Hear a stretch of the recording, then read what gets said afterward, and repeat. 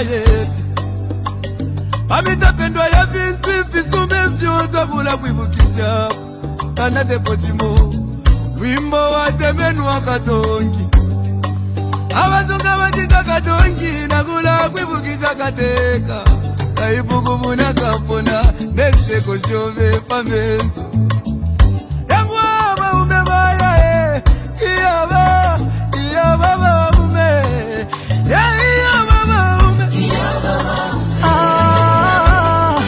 Kateka wa wantu Twakulila lelo twakulila Shika kukonke milimo shove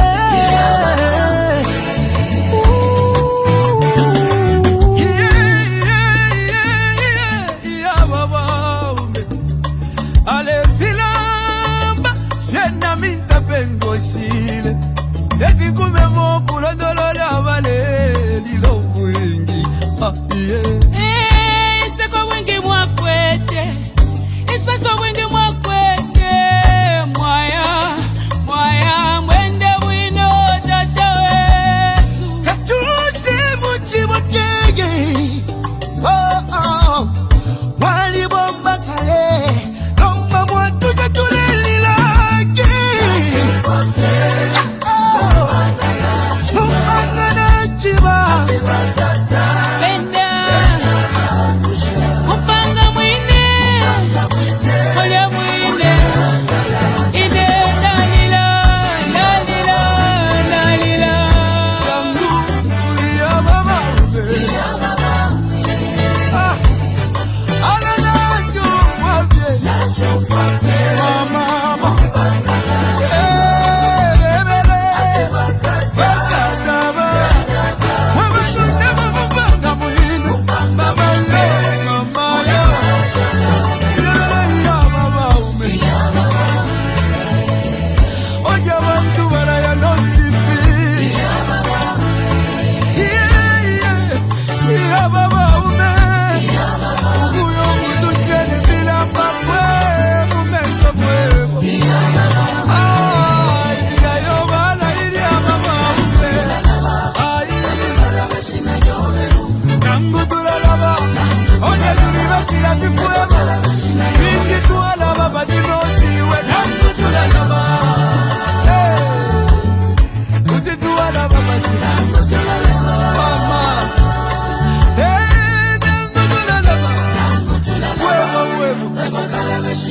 Ukula befyo wati tobuingi Ibisemo wapagiri obuingi Ukuchinjo lusako kumoneko busaka Mama Utituwa na basiyani Chagwa katuse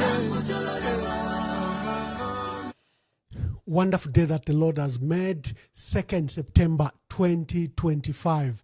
And we thank you for joining us in this broadcast. Today we are hosting Dr. Sebastian Kopulande. He's a prominent Zambian politician, is a businessman and consultant with a long career in public service. He used to run a furniture shop, I remember, a furniture or carpentry manufacturing center, and I would see advert on ZMBC at the time, and I used to admire him, but today I'm seated next to him. He has held various influential positions, especially in the public service and government. He's a former member of parliament for Chembe and is currently the chief executive officer of the Zambia International Trade and Investment Center. This is a collaboration between, I think, the Zambian government and other entities, including China. During his public service career, Dr. Kopulande served as special assistant to the president for special affairs, focusing on economy, development, and trade. He served President Levi Mwanawasa at State House as special assistant. He also worked under the former president, Dr. Frederick Chiluba, in his position as permanent secretary under the office of the Minister Without Portfolio. Remember, there was a famous Minister Without Portfolio at the time. There was Godfrey Mianda, Brigadier General Godfrey Mianda, but there was Michael Sata who energized that position because he had linked it that the Secretary General of the party will be the Minister of the Portfolio. That way it was easier for the political party to supervise government, to help supervise on behalf of the president, government issues and government, from the perspective of the political party. Because the political party wins on manifesto, on wishes. Government has its own plans. There's that disconnect. So how do you bridge that? Sebastian Kopulande was PS in the ministry without portfolio. So we'll be delving into the state of the nation. Where are we? Why are where we are? So I'll be inviting Honorable Sebastian Kopulande shortly.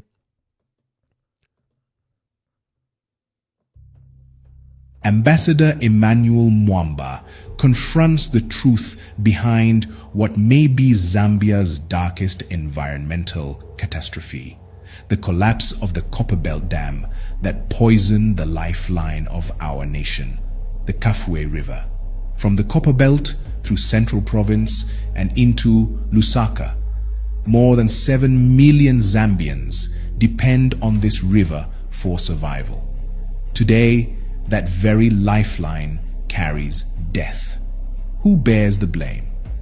Did the government of the Republic of Zambia commit an act of treasonable negligence by failing to protect its people? Or did a Chinese mining giant unleash one of the most inhuman and catastrophic crimes in history?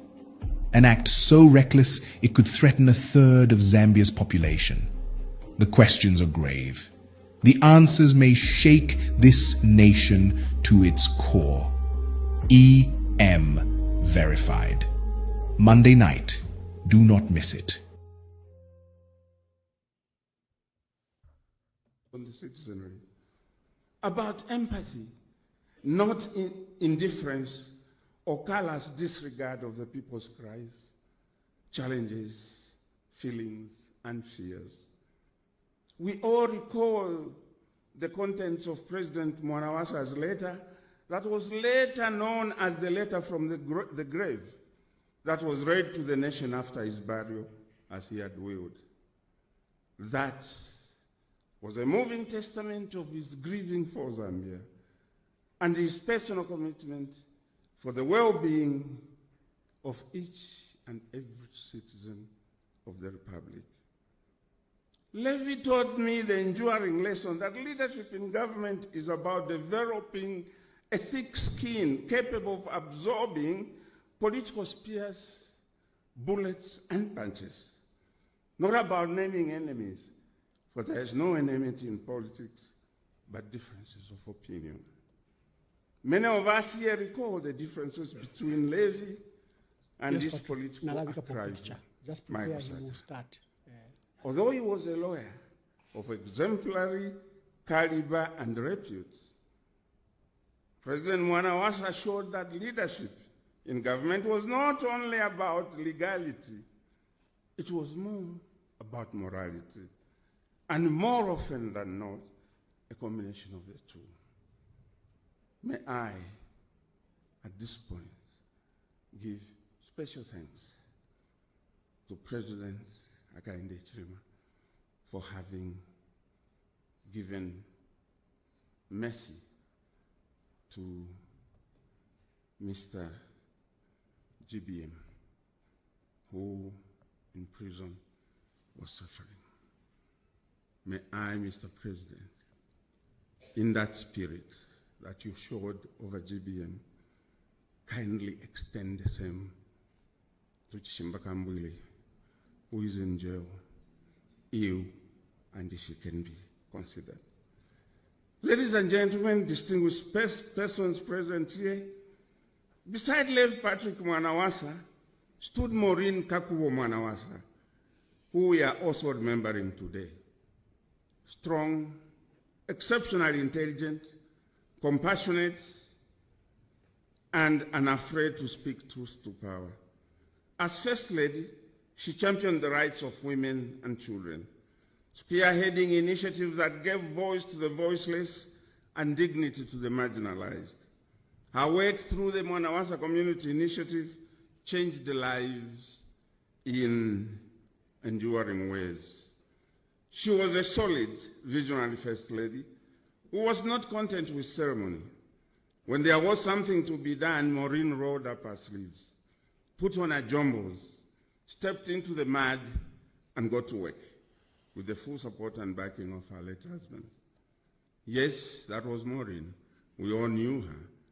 Some of you may recall that she and other former First Ladies, namely Mama Vera Chiluba, Mama Tandiwe Banda, Mama Christine Kasarasata, all stepped up in a fashion show to support our effort in raising funds for the distribution of free sanitary pads to girls in rural schools.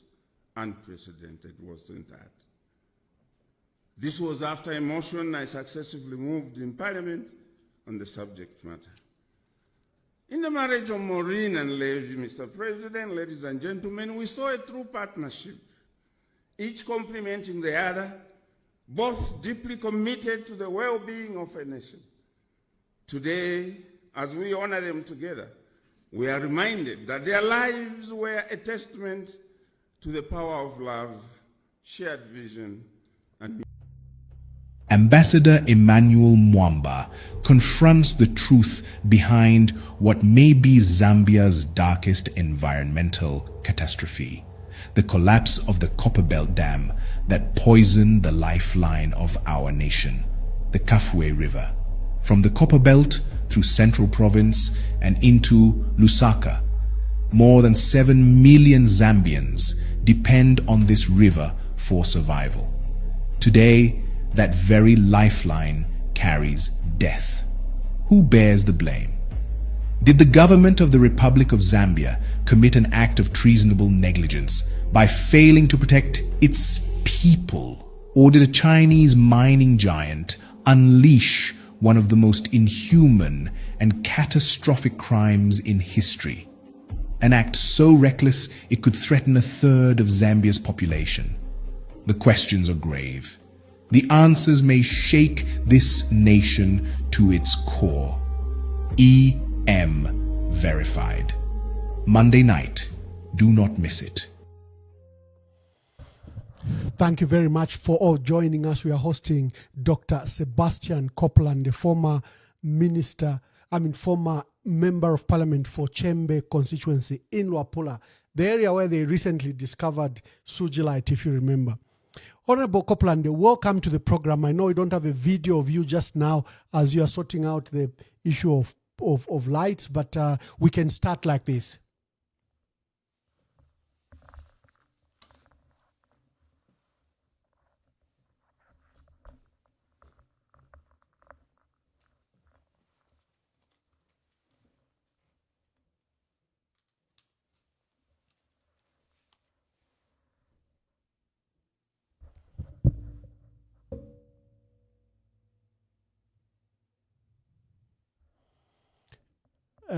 I think Honorable Sebastian Kopulande is muted. Just a minute. Let me just sort that out.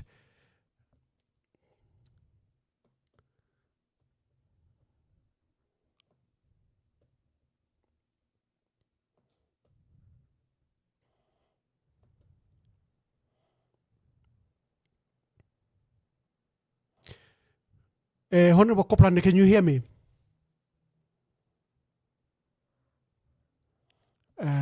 Unless I bring him here, Can but you hear need me? to be dark. Okay, it looks like I have to put a dark box where you are. I know the lights have gone off, but now I can hear you. Welcome to today's program. Thank you very much.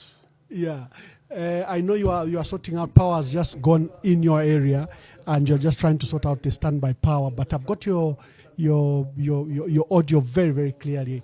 We are yet to put you on lights, and we can see you properly. Welcome, sir. How have you been?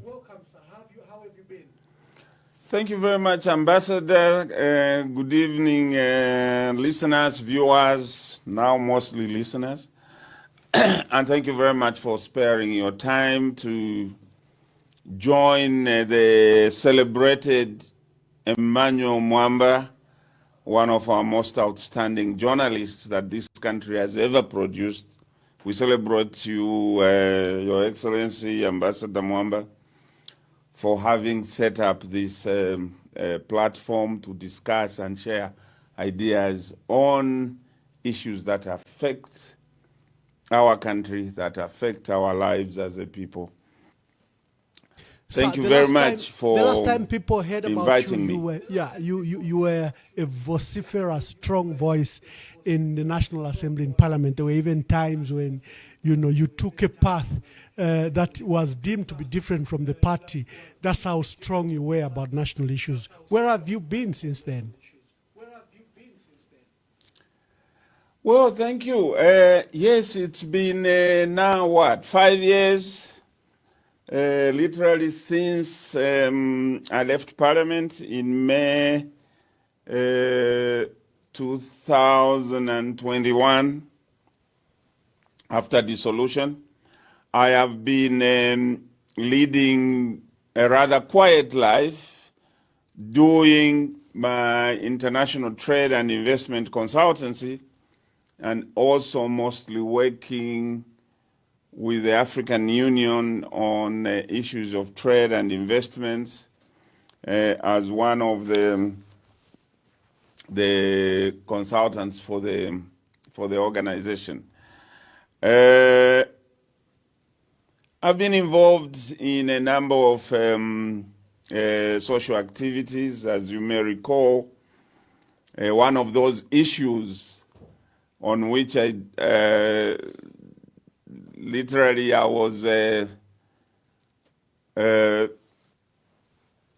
took a position that was not exactly what my party wanted. I moved a motion on the free distribution of sanitary pads for girls in rural and public schools. That motion, in the end, succeeded. And since that motion succeeded, I have been directly involved with this activity, getting pads, distributing them, and working with organizations such as Whisper a Dream Foundation, who are working, it's a group of young ladies who are working to teach girls how to make reusable sanitary pads in the schools. So it's kept me busy in that regard. And on the social side, I've been playing bowling at the Lusaka Club. Yeah, wonderful. I just played your speech at the Levi Mwanawasa Memorial that occurred in, in August, I think 2-3 weeks ago.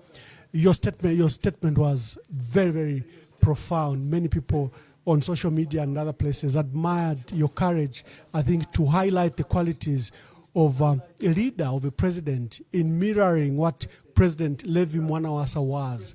You picked some nuggets of what a leader should be. What inspired that thought, and why did you choose the opportune time of the Levi Mwanawasa Memorial to deliver that? Many people might not have seen. That's why I played some excerpt of it to demonstrate how powerful that was. Yes, Ambassador. For me, that occasion, the remembrance of President Levi Mwanawasa, alongside the remembrance, the first memorial of his dear wife, Maureen Mwanawasa, on 16th August this year,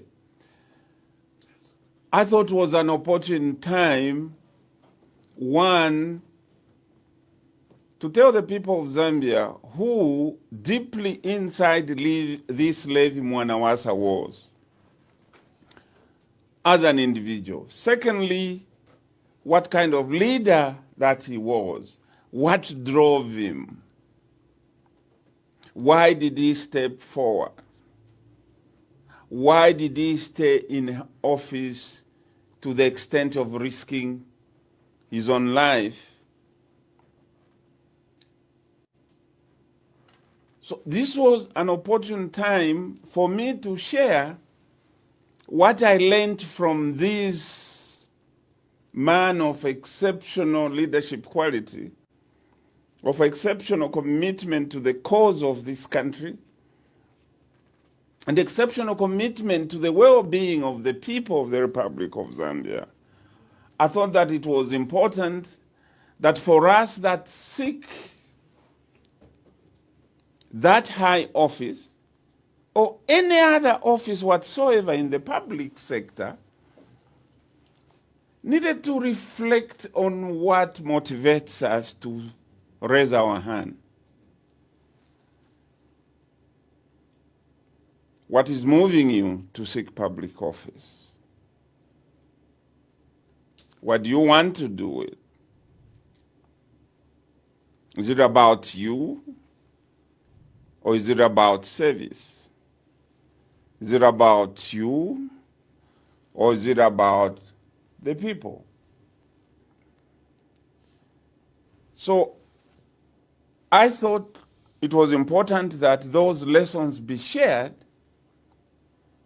so that we could help people that want to seek office to rethink their positions as to whether they can actually fit in those shoes. They appear to be. So that is why. Yeah, they appear to be too big shoes for many. And the many that aspire for those shoes of presidency may not fit in those shoes. Probably I'll bring that question later in the debate. Honorable Sebastian Kopulande, where are we as a country? It is, the statistics do not help us. In 1964, when we got independence, I think we were top 3 wealthy country in Africa. Of course, we hadn't developed our infrastructure. Our people remained poor. Copper output was good. Reserves were good. Everything was good for our country. We were far richer. We were number 3 in Africa. We were far richer than Singapore, China, South Korea. But alas, these countries, 60 years later, have leapt to be among the top 5, top 6 best economies in the world. China has become the 2nd largest economy in the world, and it might overtake the United States in a few years. What decisions did they make? I ask this because you have places like Singapore, a patch of sand transformed into a vibrant country, into a country that has become a first world. So it's not even about mineral resources. China may use a population and mineral and other resources. Japan is like Singapore, mostly using just technology to leap forward. What did we do wrong? What were our decisions? Or what delayed this transformation for us? What have been your reflections?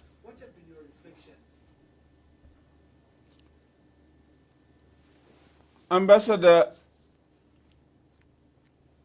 that is a very important question. I think we need to look at ourselves. We must look in the mirror and ask ourselves, are we being honest with ourselves? I've heard a lot of statements. The Zambian economy is doing very well. The Zambian economy will grow 6%. And I ask myself, from where will the 6% come from? Your Excellency, you know, you could see our program started late because we had a power cut. So we're now working on a backup power. So how do you grow 6% when your population only has access to power for 5 hours of the day? The remaining 19 hours are in darkness. How do you produce to grow the economy? Because the economy only grows from production. It does not grow from what I say. The economy will not grow from my wishes and dreams and no, the economy will grow from what the people of the country will produce. GDP is a sum total of individual productivity. How are you going to power your productivity when you only have 5 hours of access to that power?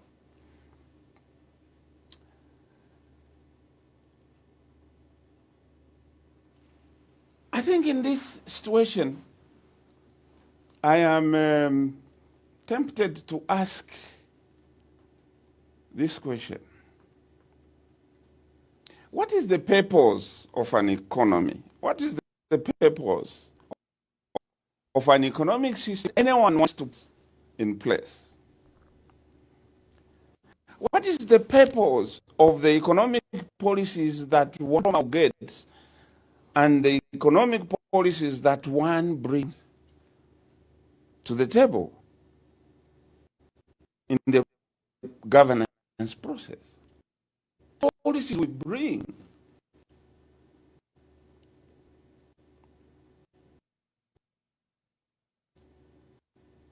who, for me, if you are running an economy that does not benefit your people, then you are running a foreign economy, which means the economy is in bad shape. Now, let me not comment on that, but let me just... This Afrometer report was issued on 17th March 2025. Now, the Afrobarometer report always measures the impact of economic policy on the citizens and how the citizens view it. Now, this is the title of the Afrobarometer report, which was done by the University of Zambia and the University of Nairobi. And it is titled, Zambians Dissatisfied with Their Economy and the Country's Overall Direction. This is Afrobarometer dispatch number 957, authored by Edward Chiwiri. The summary reads, let me read it. Between 2012 and 2023, Zambia's economy experienced a remarkable growth streak that saw its GDP rise at an average annual rate of 4.85%. Despite this rapid growth, Zambia was reclassified from the ranks of lower middle-income countries to low-income status in 2022 due to a variety of economic challenges. Poverty remains pervasive, with a staggering 60% of the population living below the poverty line, according to the 2022 Living Conditions Monitoring Survey report, which was produced by the Zambia Statistics Agency in 2022. The situation is even more dire in rural areas, where a staggering 78.8% of the population struggle to make ends meet.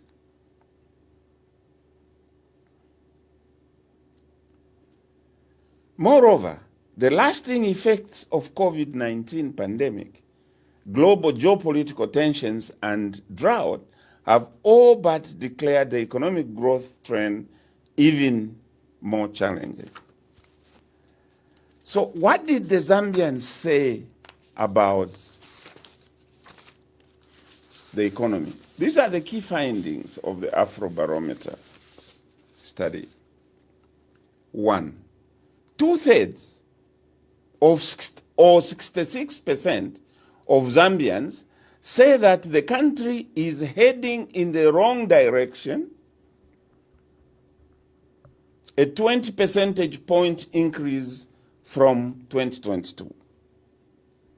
That means, as of 2025, people are saying, in terms of economy, the country is heading in the wrong direction. Secondly, The increasing cost of living tops the list of the most important problems that Zambians want the government to address. The Zambians want the government to confront the cost of living.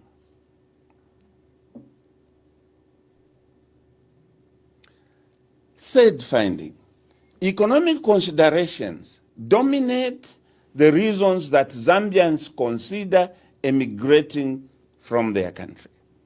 Zambians want to leave the country, to go abroad, to move away from the bad economic conditions.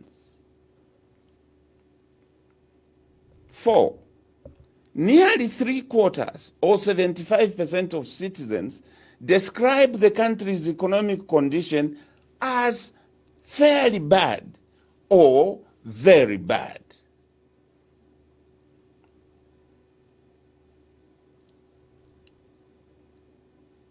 The poor, less educated, and respondents are particularly likely to see the country's economic conditions as bad.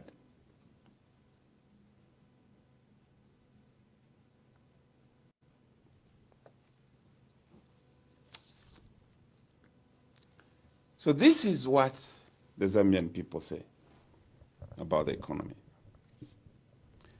And the JCTR food basket index released in May, 5 months ago, 2005, has shown that in fact the cost of living has gone through the roof.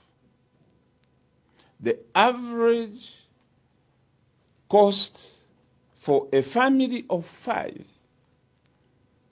is 11,272 kwacha. Now, if you compare that to the average incomes of a Zambian family, how many people in Zambia are being paid even that break-even amount of 11,000 kwacha monthly? And yet this is what they are spending monthly. What does this say? We have a population living in debt.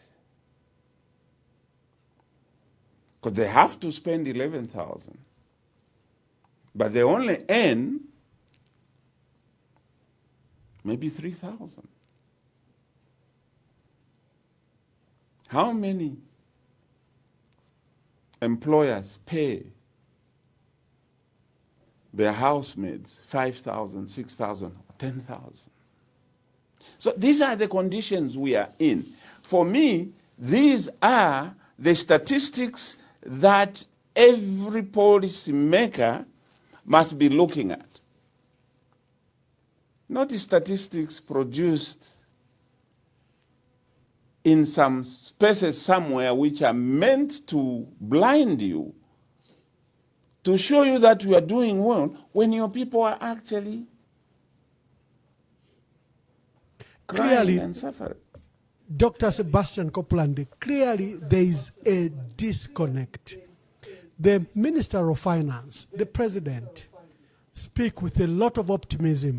They say they've rescheduled the debt, that they are using CDF across every community across the country, that they've reintroduced free education, and that the production from the copper mine gives them hope that the economy is on track. When we present the status like you have, where we have load shedding that has paralyzed our economy, going into 3rd year, when you have the worst cost of living crisis, even the same debt they claim to have rescheduled, the figures from Ministry of Finance are showing that we are paying in upwards of about $900 million a year. That is a significant amount from a small economy like this at the moment. And the figure is projected to rise in 2026, 2027, and 2028 peaking at $1.2 billion per year just in debt service. Where, when you hear this optimism by government, are we living in alternative reality? Where are we? What is the problem to having an honest debate?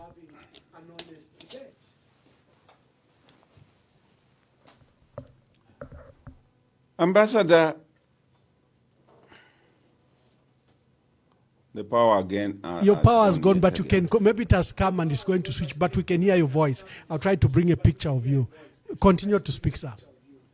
Okay. Okay. I can hear you. Ambassador,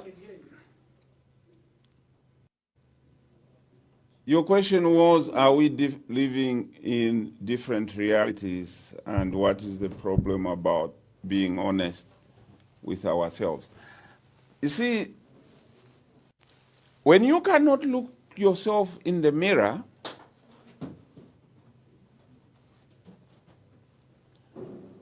you would believe that your hair is combed when the hair is not combed. Ah, wonderful, wonderful. I can hear you. You can continue. And you will go out. Yeah. The volume is there. We To a can function, continue to a speak, wedding. sir. You can go out to a wedding, to a function with unkempt hair. That is the danger of self-deception. Because at the end of the day, the reality will dawn on you, like this report by this Afrobarometer report. It is telling us what the reality is, that 50% of our population want to leave the country. And the reason? Economic. And no other. So, the danger with that position of self-deception is that you fail to address the problem. Because you think you are okay. If you are okay, then there is no problem. You don't fix what is not broken. If you believe it's not broken, you won't do anything about it. But if you realize something is broken and we need to intervene, then you take the right policies. That is the danger. And it is for this very reason of not being realistic with ourselves that we have remained behind while the rest of the world is moving. Our people continue to remain in perpetual poverty. We are saying here that the Zambian economy will grow. My question is, where from? Like I said earlier. I mentioned the question of energy. Secondly, where is the finance to fund growth? Where is the finance to fund productivity? Where is the capital for the private sector to access for them to invest in productive activity? As I keep saying, our country, the way it is at the moment, is structurally incapable to grow economically. Why? The key reason, according to me, is the lack of capital for investment in the Zambian market. I'll tell you something, Ambassador. Our current financial sector structure is dominated by short-term commercial banks, which cannot support long-term development. It cannot support industrialization. Neither can it support citizens' economic empowerment. What do we have? We have 15 commercial banks. Okay? As you know, commercial banks only lend up to a maximum of 12 months. Now, can you borrow to invest in a mining venture and pay back within 12 months? Can you borrow and invest in a manufacturing venture and pay back after 12 months? Can you build a hotel, support your tourism industry, and pay your loan back in 12 months? It's not possible. So commercial banks are not a development financial institution. They are there to give you working capital, but not for long-term investment. We have 10 deposit-taking non-bank financial institutions. We have 5 leasing finance companies. We have 27 microfinance institutions in Zambia at the moment. This is according to the records of Bank of Zambia. Now, look at what is very interesting. Out of only 27 microfinance institutions, 22 are in Lusaka, 3 in Kitwe, 1 in Chingola, and 1 in Mongu. Yes, this may have branches here and there, but the 22 are only in Lusaka. So that means our rural areas, where the raw materials are, where the opportunities are starved of capital. The capital is in the city, actually the one city, the capital city. We have 67 bureau de change. Out of 67 bureau de change, 63 are in Lusaka. 1 in Ndola, 1 in Kitwe, and 1 in Chingola. Now, okay, this may have little branches spread out here and there, but then you see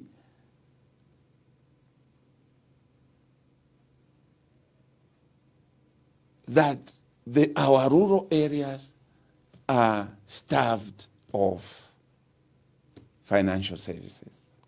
So we desperately need a new policy and a new financial architecture that will deliver affordable, accessible, and inclusive finance for every sector and for every Zambian.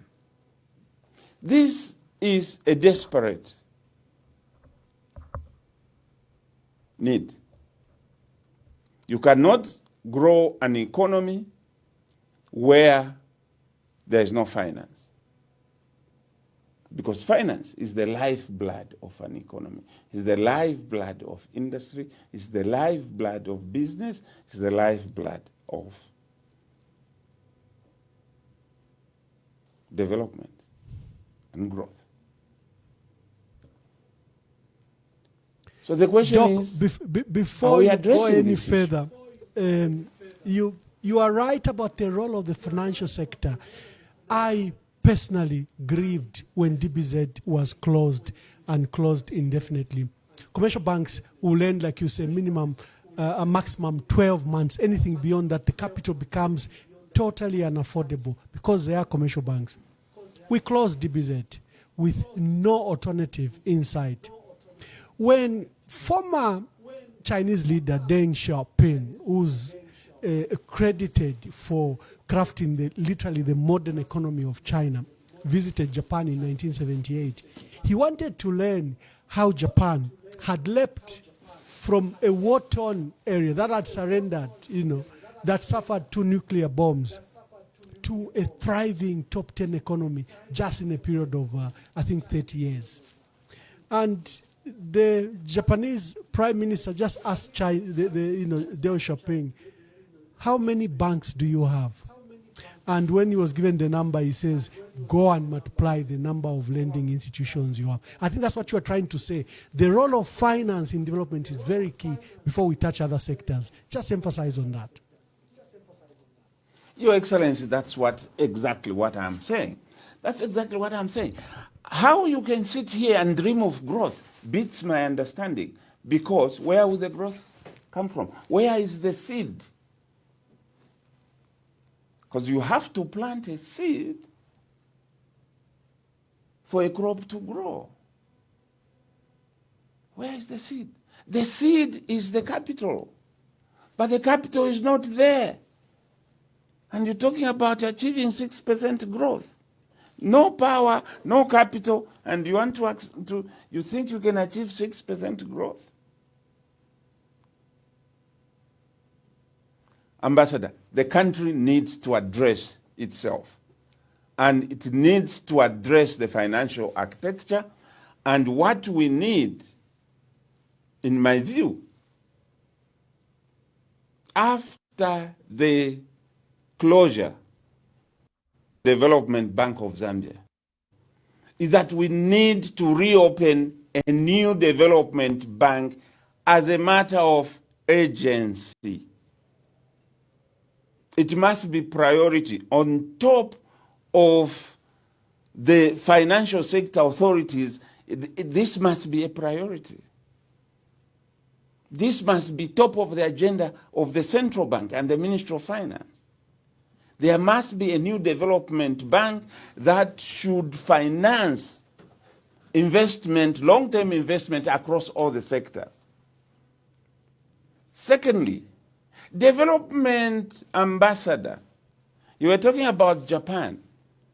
Japan's economy is 89% small enterprise, small and medium enterprise, SME.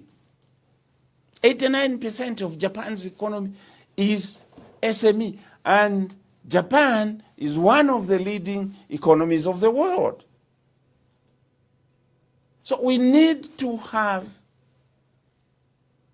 an SME development bank to ensure that we finance SME growth, we finance SME business activity, so that SMEs can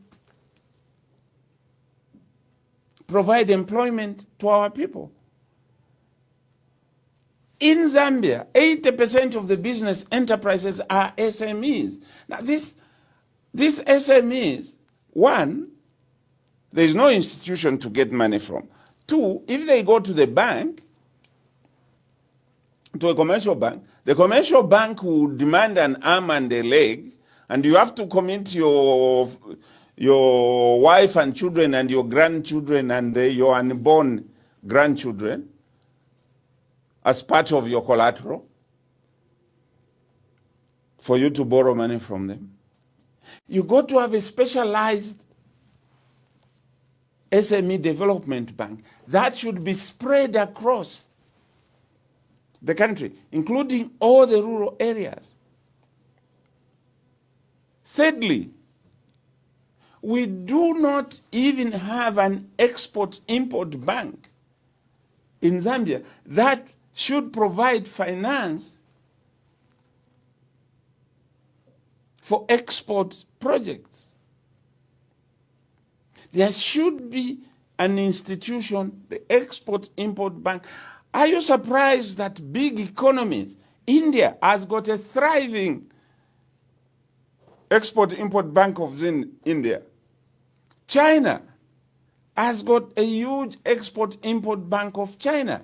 And most of our debt as Zambia to China is debt from the Exim Bank of China. We need that. We then have to go beyond these generalities. We must have sectoral focused financial institutions for key industries. Firstly, we need an agricultural development bank. We need a bank specifically for mining industry. The beauty of having sector-specific banking institutions is they will have technicians in those sectors, competent engineers in the bank who understand the sector, so that when they are lending to that sector, they know very well what can be done and what cannot be done. Our people today are faced with a challenge in housing. Look at the extent to which unplanned housing settlements are blooming up. People cannot build decent houses.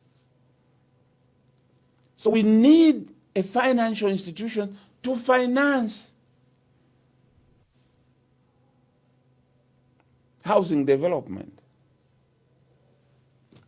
For some reason in this country, we just believe in the traditional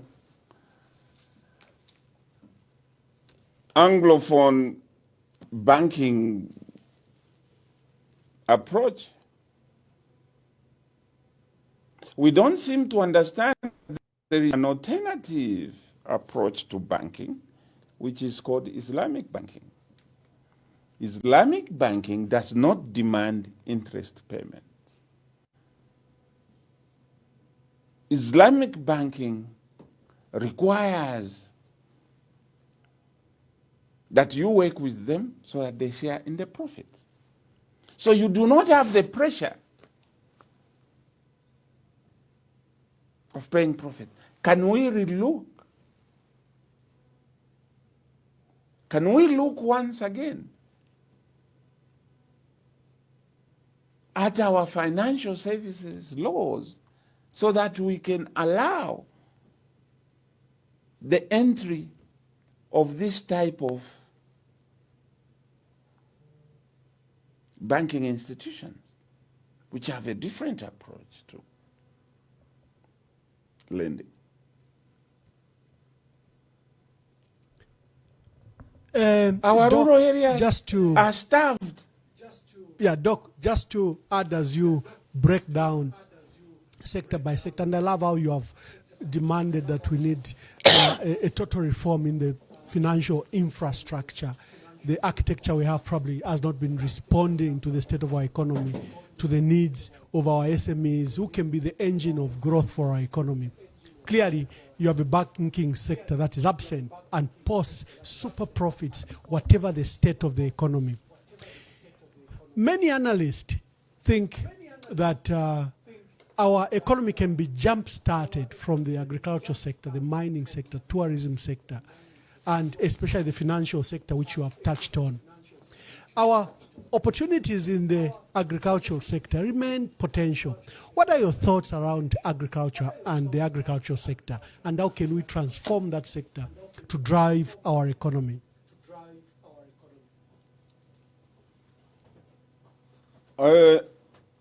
Your Excellency, agriculture should in fact be seen as the primary sector that will not only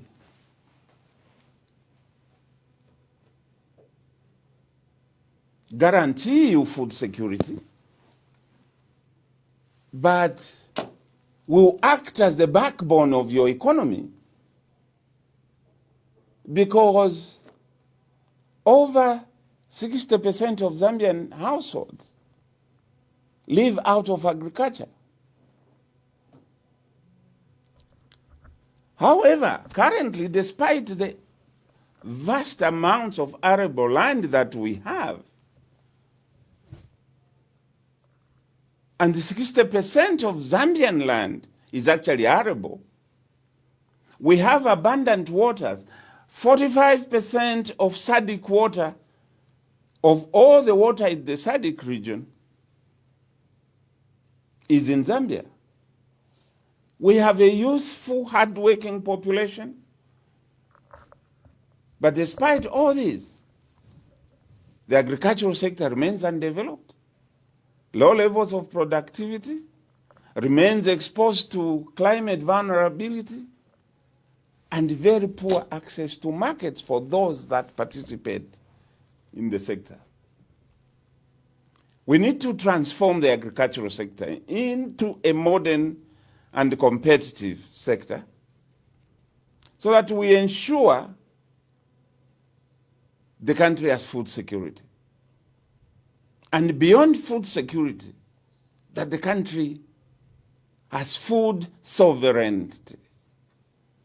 Food sovereignty is the higher level objective where it means that no one will come and tell me what to eat. I think one case of food sovereignty, the demonstration of food sovereignty, was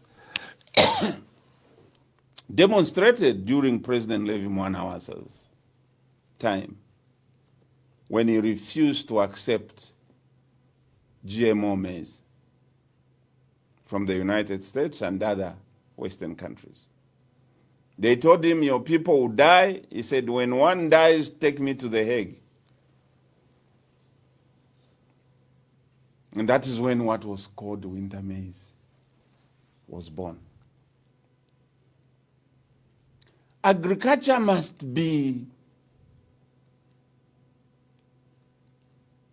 supported, transformed, so that it can be the main creator of jobs.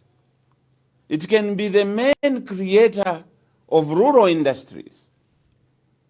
Agriculture can generate export earnings, and it will empower our youth, women, and small-scale farmers. But for us to get there, we need to have very clear policy interventions. We have to modernize the sector. We need to introduce and be serious about agricultural mechanization. We need to be serious about irrigation so that we protect ourselves against climate conditions that may not be favorable. We cannot today, Ambassador, 60 years something after independence, still be rain dependent for our agricultural activities. Come on, we can do better. We cannot still, 60 years after independence, be doing our agriculture nakakasu kambwili. My Chipata relatives would put it. Kambwili agriculture should go. We need to mechanize. And how do we mechanize? There are details that can be given, but once a government gets involved, we can make use of the local council system as the channel through which we can mechanize agriculture at the village level. We need to move away from this idea of every year we are giving contracts to import fertilizer. Why can't we grow our fertilizer here? I'm actually happy with what's happening there, but we can do more. I see new investments in agricultural, in fertilizer production, like capital fertilizers. And by the way, Ambassador, you'll be happy that we have formed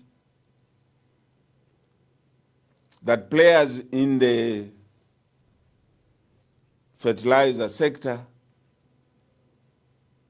have formed a Fertilizer Association of Zambia to make sure that the standards of fertilizer is correct, that fertilizer is brought at the right time, and that the type of fertilizer that is brought into the country is the right type, and that the right quantities are given.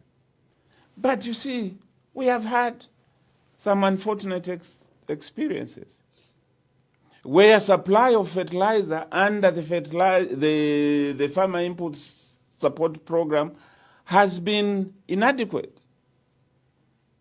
People have been sharing fertilizers in what is called medals, when previously everyone received at least 4 bags of each type. Today they are sharing fertilizer in medals. Ambassador, like I mentioned earlier, one thing we must do is establish an agricultural finance bank. And that agricultural finance bank, its focus must be to provide capital to the agricultural sector. We must undertake land reforms to ensure that we have secure land rights, and to ensure that Zambians have access to land for them to be productive. We must focus on agro-processing and the complete agricultural value chains with value addition. Agro-processing, including on-farm value addition, in order to create rural jobs and create jobs on the farm, must be our primary focus. And we must incentivize initiative towards value addition, on-farm value addition. Agriculture, your ambassador, can be used as an empowerment tool for our women and youth. We must ensure that we protect our seed sovereignty. Ambassador, I was at pain to learn that in this country we have passed a law that criminalizes the use of our indigenous seed. God, my God. God, my God. This law is intended to Doc, just that protect. matter you've touched is very, very important. There is an act, a bill on plant and hybrid that is being pushed on the throats of these countries, Kenya, Tanzania, Zambia, and I think Malawi. It's the same standard bill. It's outlawing our traditional seeds. It's banning you to share your seed even with your neighbor. You'll be yoked to these seed producers who produce hybrid seeds. They've invested a lot of money, both in the promotion of their hybrid seeds and to crowd out our traditional seeds, which are resilient, that have been grown for many, many centuries in Africa. And sadly, our leaders don't see this. They don't see this law that is being imposed on Africa, so that these monopolies take over agriculture sector, because they know that's the future. Feeding the world is where the future is. It may not even be in mining. And that's why they are creating these laws, and I'm glad that you've touched on that. I'm also excited that you talked about the Kambwidi farming, that it should come to an end. In this day and age, we cannot have Kambwidi, Turedima no Tumbwili, no Lukasu. Really, if we're serious, CDF can be used for proper things like mechanized farming. We have set aside over 10 farming blocks: Nansanga in Serenje, Kalumwanga in Kaoma, Luena in Kawambwa, Mansha in Shuangandu, Solwezi in Solwezi, Simanga in Kazungula, Luswishi in Lufanyama, Chikumbilo in Lundazi, Shikabeta in Rufunsa. Now this is 10 million hectares of land. This program, I think, started under Mwanawasa when he set up Nansanga. The subsequent governments have continued to increase, and I think we have on farming blocks up to 10 million hectares of land. So we already have a seed in which we can quickly transform our country, beat unemployment, and generate food not just for ourselves but for SADC and Africa. Now, I'll move you away from the agricultural sector. The mining sector is another booming sector. Gold is being found everywhere, and we are not regularizing it. They are finding Sugilite in your own constituency. Sugilite, you were an MP there. Imagine what Sugilite could have done if it was properly utilized. Now we are being told it's been depleted already before you, Chembe, and others could even benefit from it. That's a story of our country. Before we even knew it existed. Yeah. I'll give you an example of Ghana. Ghana has a lot of gold, and it was being mined illegally. The new government simply outlawed the presence of foreigners, and it took over the entire marketing of gold. And they no longer called anyone illegal miner. They didn't care where you were getting the gold, and you should sell it to Ghana. And then they unleashed their environmental authority body to ensure that the rivers and streams were not being poisoned. And within a period of 6 months, they've yielded $5 billion from a sector where they used to get just headaches. What are we doing wrong in the large-scale mining and in subsector like the gold and the gemstone sectors? Ambassador, you cannot be more right on the issue of the mining sector. In our own case as the Republic of Zambia, mining is the largest economic contributor, and it accounts for nearly 80% of our export earnings, primarily from just copper and cobalt. And like you have said, gold has come on board. We have had emeralds, other gemstones playing in the mining sector. For gemstones and emeralds in particular, we don't even hear anyone talk about them. We don't even know how much is coming into the country from the export of emeralds.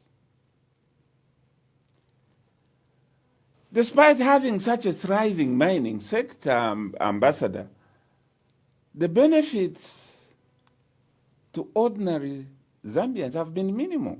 It's through menial jobs only.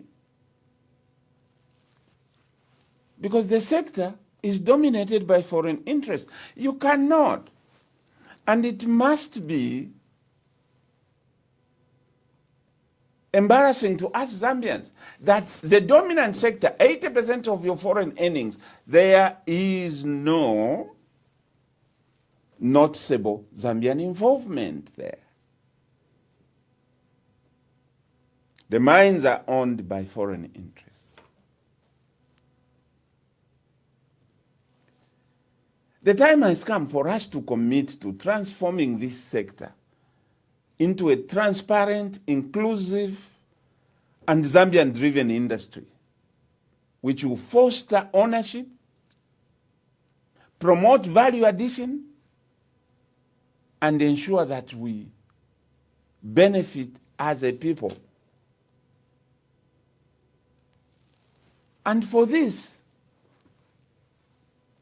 Ambassador, my thoughts are first and foremost, we need to have a state-owned special purpose vehicle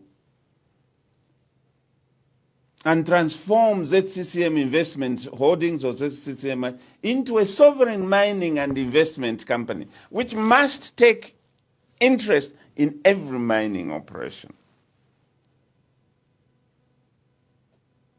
Why? Because the profits must be retained here, not 2%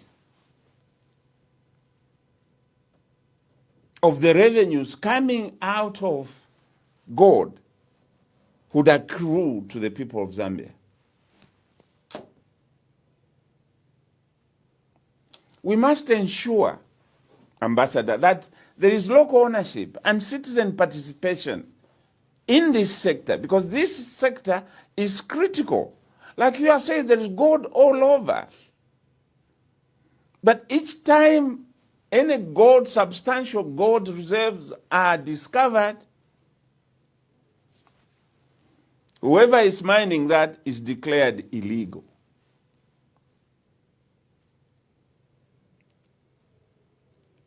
How can I be illegal when I am simply harvesting what God put behind my house, in my own yard?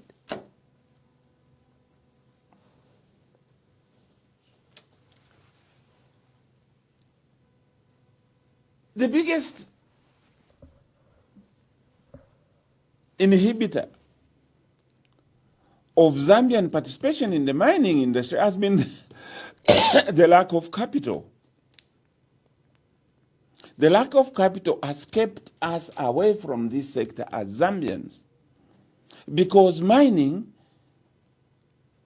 is a heavy investment sector, and it requires long-term financing, because you can invest and keep mining and mining for 5 years before you hit that gold mine. You hit that gold. You can mine for 5-10 years before you hit that green stone. Hence, my earlier proposal, Ambassador, that we need to have a specially created mining development bank that will help Zambians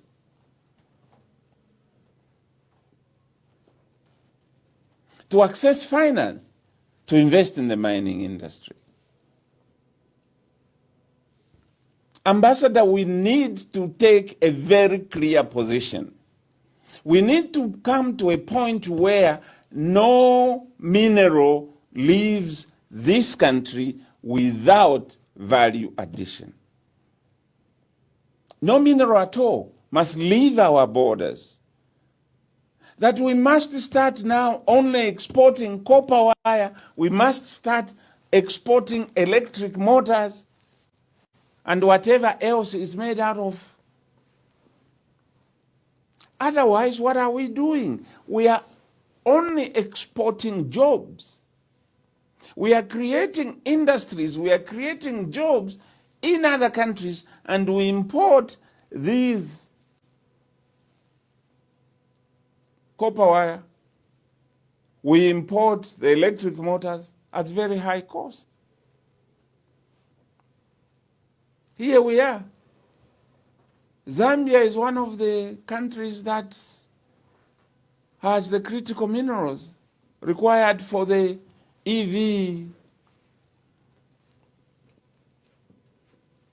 motor vehicle revolution. Why are we still exporting raw copper? Our roads have been destroyed by trucks carrying this copper. We must insist on beneficiation. We must establish industries for copper cables, for batteries, for gemstone processing. And we can do that. And we can design an incentive for value addition.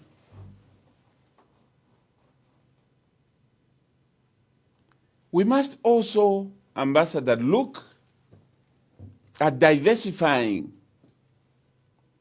beyond copper and cobalt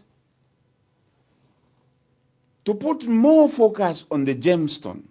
Gemstone, the women are doing very well in the gemstone sector. But these women are not even supported with extraction technologies. They are not supported with value addition technologies, the cutting, the polishing equipment. They are not supported. There is no one to finance them to buy those things that they require to grow their businesses. We must look at mining, uranium, lithium, manganese, and other rare earths. One thing is clearly needed for us to diversify. Our geological survey department must be empowered with the equipment in order to geologically map this country in detail. And we must be able to map this country in terms of reserves, mineral reserves that we have, and we must value those reserves so that we know what it is we are sitting on and what it is that we shall need to translate the reserves into actual value. Ambassador, one important area, unfortunately, where we are failing is the issue of accountability in the mining industry, the issue of transparency. The Zambian people are just seeing contracts going. Zambian people are just seeing signatures if they discover them, because they are not signed in public. Transparency is critical because these companies that are involved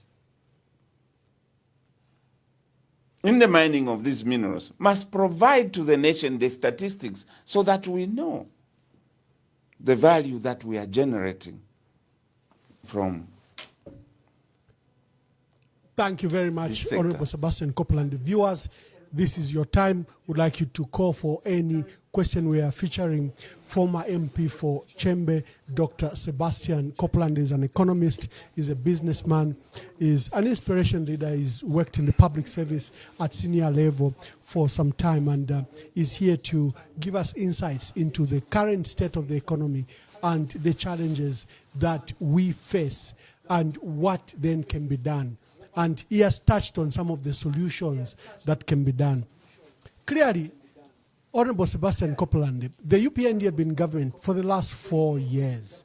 The Minister of Finance will soon be preparing his last budget for the term, because beyond that, the next September when we have a new budget, there would have gone to an election, and probably there would have been a new government, or this government would have been retained. The UPND are criticized to have fostered foreign interests during this period, as seen in their decision making, especially in key sectors like the mining sector. They seem to have neglected the SMEs. There's been now a clampdown of democracy itself, where institutions of democracy are threatened with literally a stranglehold. There have been new laws, cyber laws, that have put a blanket of silence over our country. Zambians are having a look at an alternative government.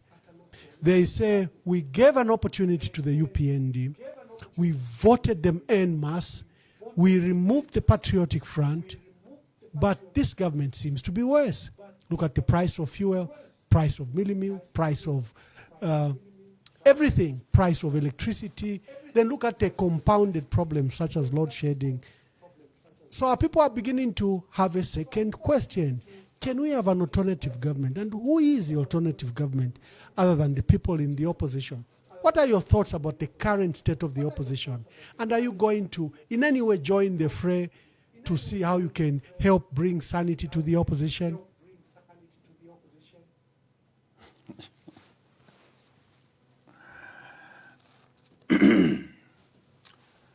Ambassador, that's a very clever way of asking. Of course, you cannot underestimate highly accomplished journalist. Yes, we do have a challenge. There are issues around our governance at the moment. There are issues around democratization. Ambassador, you realize that for the first time in a long time, we are having visitors from the United Nations to come and look at our human rights record, and they produce a report that is not very complimentary to the current government in terms of human rights. Yes, there have been efforts to suppress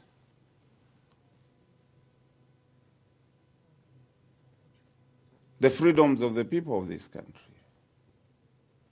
Freedom of expression, freedom of speech, freedom of association, freedom of assembly have all been under threat.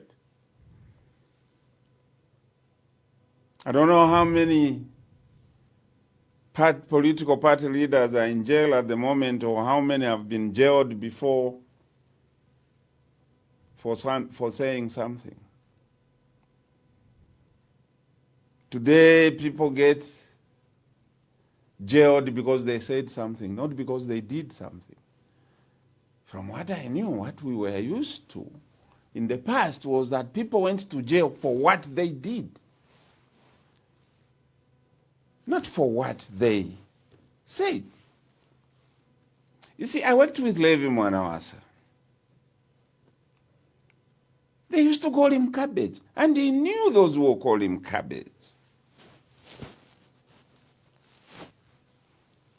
Someone even said, Mwanawasa has no brain. You see, when he was in that accident, the brain fell out onto tarmac, and they were collecting the brain, and some of the tarmac was put back in the head.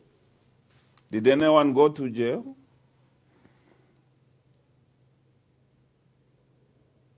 No, no one did. But if you were found corrupt, if you stole money, you did something, you went to jail.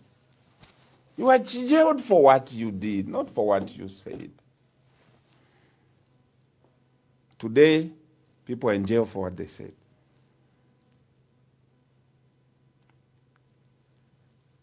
The opposition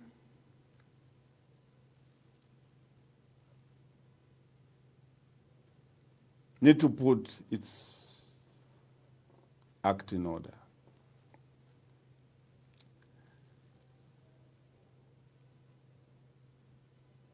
I know that there are so many people that have come up and offered themselves for leadership, which is a very good thing, which is a very good for democracy, because democracy is what we chose in 1991. And it pains me greatly, Ambassador, to see that we are slowly, maybe not slowly, we are very fast, actually, going back to those days, and even getting worse than it was those days. You can count Honorable how long Kopulande, let me take some questions. You answer my question. You've partly answered it, but you answer it in full. Let's just hear what our citizens are saying. They've been following the debate, and they want to join the debate. This is an highly interactive program, and we encourage our people to join the debate. Caller, please tell us your name and where you are calling from. Good evening, Ambassador Mwamba. Good evening, Dr. Kopulande. This is Katoka. I'm calling you from Germany. And I commend you for this program. I just want to mention or to say something based on 2 points, and also ask a question to the doctor. Hopefully he can give me an answer, which I believe he will. We watched an interview the other day where the president was being interviewed by this African something forum. And it amazed me to see how many times he mentioned the economy. He keeps doing this, and I've just had enough of it, because I don't know why he keeps mentioning globalization. He has these two major words, globalization, and the economy. He says he's an economist, and it baffles me to see that as an economist, our president doesn't know that the economy does not grow magically. It needs you to do the needful. There are principles that needs to be applied in a country or in a society for you to see results. Apparently, he has not invested in agriculture. He was giving medals of fertilizer. He invested probably in Kaloma and Monze, where we heard that he gave them a lot of farming inputs as compared to Northwestern, Northern, or Eastern province. He's been biased. And that is just to tell us that he doesn't love the Zambian people equally. He's more interested in the southern region, of which everybody can attest that that's where his heart is.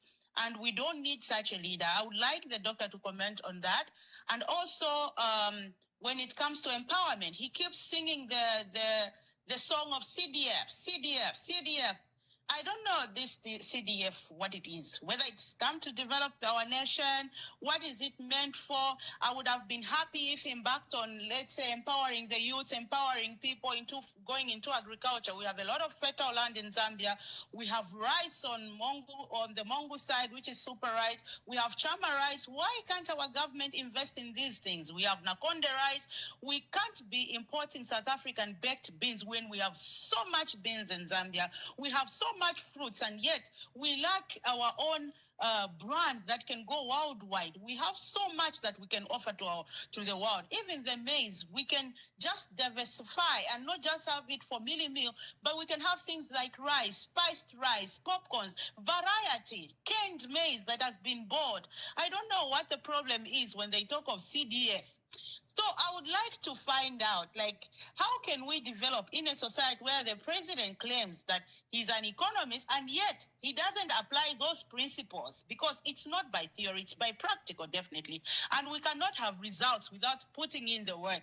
And then he doesn't support our farmers. And when we go into the mining sector, everybody knows that we are getting zero as a nation. It will baffle you, Ambassador, that I go to Rolex shop almost every time because I pass there as I go for work. And when you enter that shop, the first thing you will see there, you'll be greeted by rings that have been written, engraved with Zambian emerald. These are things I look at and cry because I know they are coming from my country, but I can hardly afford them. So you can just imagine, how can we have a country today? We don't even have companies that produce our own copper wire, our own things that go by our minerals that we have so much. Everything that we have to sell it. Everything. We don't want to add value to them. And I'm happy that the doctor mentioned this thing. I would like him to elaborate more. Maybe the president would understand that the economy will not rise up like that. He needs to see that things are not okay. And he needs to put in the work and distribute resources in the country equally, in agriculture, in the mining sector. Zambians need to benefit. We don't need a country where the president just sings and sings and sings. They've given him now a name called Washi Promise, meaning that he's a liar. It's just another term to say he's a liar. And he doesn't see that people are tired of these lies. Like me, I'm tired. I couldn't finish that interview because it was full of lies. So we can't have that. We want to look forward to listen to our president. When he's airing on air, we want to listen to what he's saying. What is his next idea? But now it's like you already know he's going to lie. You are not even interested in it. So thank you, yeah. Patricia from Germany. And thank you for your insightful. I've got another caller. Caller, please tell us your name and where you are calling us from.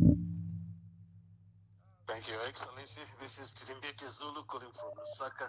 Mr. Zulu from Lusaka. Dr. Kopulande. Yeah, make your contributions. Yes. Thank you so much. Doc, greetings to you. You have superior wisdom there. We are enjoying your presentation. We need such minds in Zambia. Mine is just a short contribution. I'm talking about areas like my area where I come from, Eastern Province, which has no perennial rivers. You'll find that this time of the year, even the Luanga River, our main river there, you can even play beach soccer. It's dry completely. But in other areas, you'll find that there are perennial rivers and agriculture is not at that stage that it's supposed to be. You'll find that even our cattle in my area is dwarfed. They have to walk long distances to find food, to find water, so that our cattle is small. I'm sure you've noticed that. Then, of course, there is an alternative in irrigation, but a poor man like myself, I cannot afford those center pivots. So from your wisdom, Doc, how can such areas be assisted in terms of agriculture? Because they need also to be adding to the national food basket. What measures can we put in place to ensure that areas without perennial rivers also start producing food year out without stopping when it's dry season? So I needed to get your wisdom on that one. Thank you. Thank you very much. Hello, caller. Tell us your name and where you are calling us from. Good evening, Wise Ambassador. Good evening. I want to greet our doc. Yes. And acknowledge his way of articulating things. Very wise man. I still wonder why we gave this man a mandate who is very empty like this. Always we've got men like him and you, Ambassador. I've got two things to speak to this evening. The first thing is how he is using the youths. You know, this president is taking advantage of young people, giving them sweets to march for him all over town, inconvenience a lot of people. Instead of him give those students electricity so that they can start properly, he gives them good quality of education. He lines up with them and he starts giving them sweets and they start lining up for him. He's got nowhere to run to. He's running to kids who know the one that he knows that he can take advantage of them.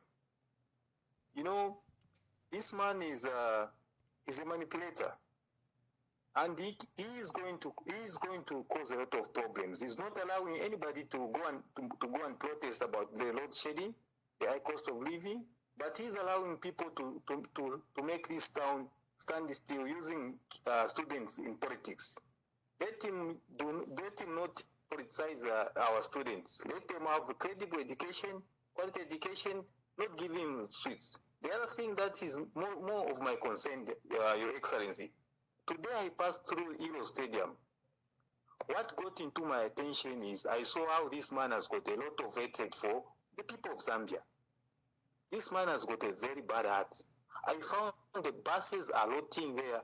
Those were buses which were empowered by former President Edgar Chagwa through his loving gesture of empowering the youths. The bus, I'm telling you, if you can go through Hilo Stadium, you find number buses yale onaika. If he was a good man, at least ngari pokelera mabasa apo kuba youthi barogo aresta timba kada ba PF apera kuno bakada bakubale bomfya kwa mabasi ukirapo kama basi area aya bika parati yale bora. Thank you very much. Thank you very much, my dear brother.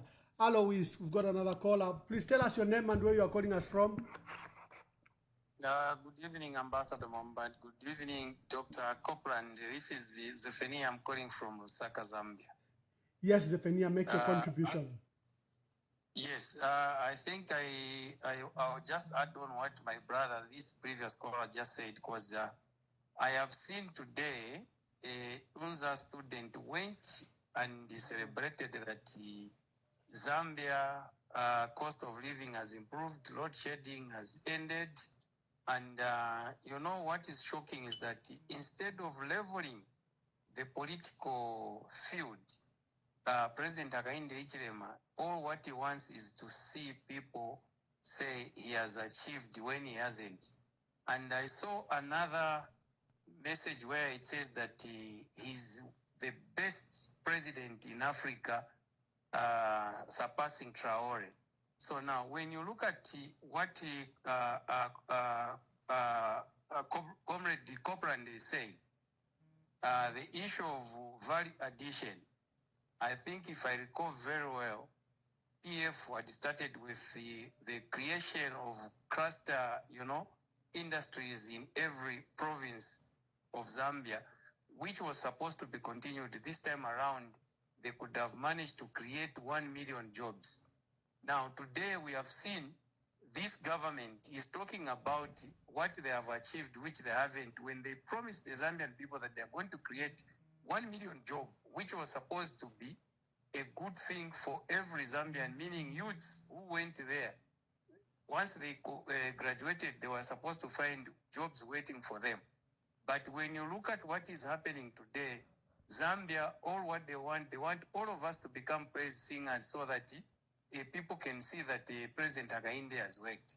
It's good. Now, the question I want to ask you, Kopulande, does he have any intention that he wants to stand as party president, whether in PF or he wants to create his own political party? Thank you very much. Thank you very much. Hello, caller. Please tell us your name and where you are calling us from. Endita Banemulishani. Bueno, this is Rob calling from London. Rob from London, make your contributions or ask your question to Dr. Kopulande. Okay, so my contributions, you've talked about the existence of 22 banks in Zambia or 24 banks in Zambia.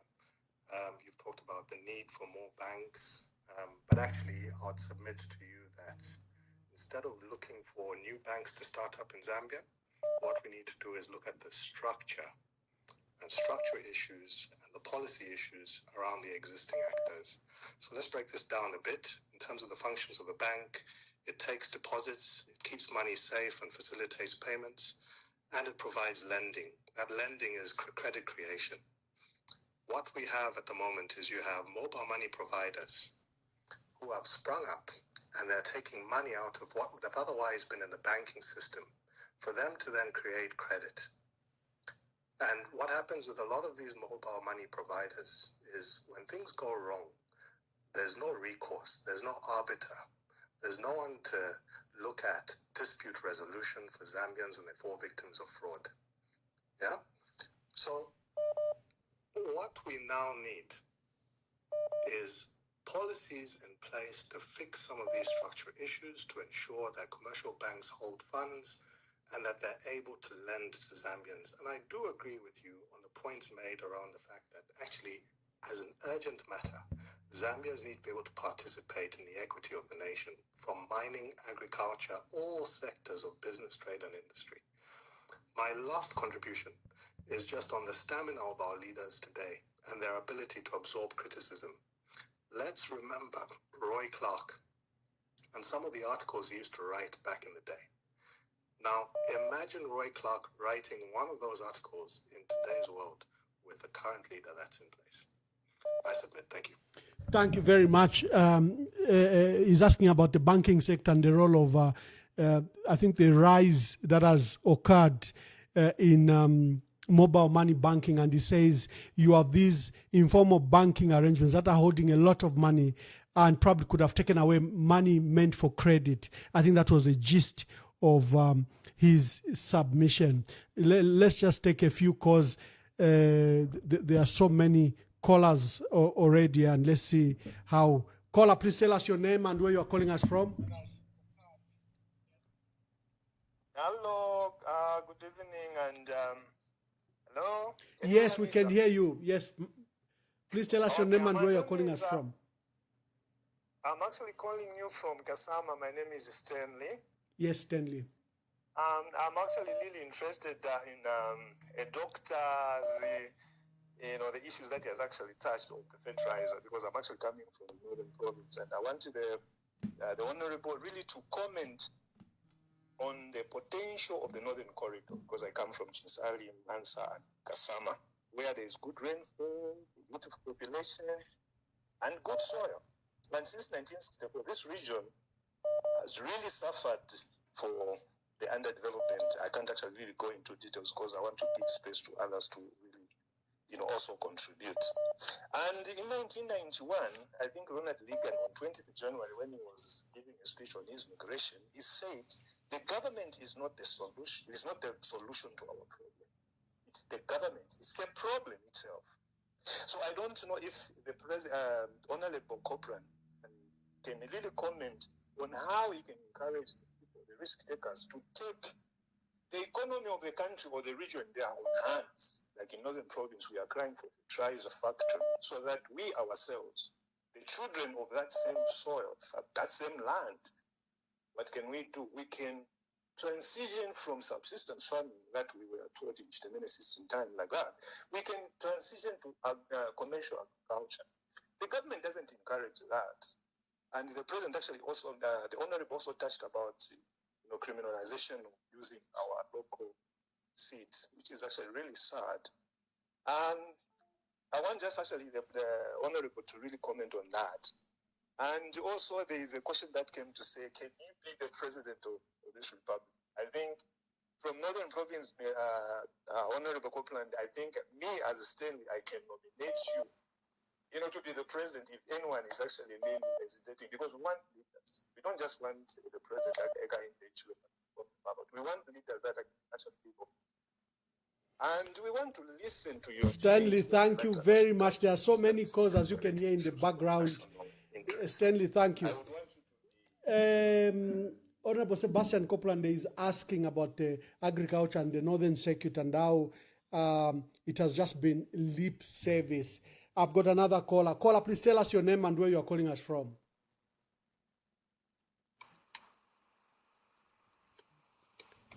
Hello, caller, please tell us your name and where you are calling us from. Thank you, Ambassador Mwamba.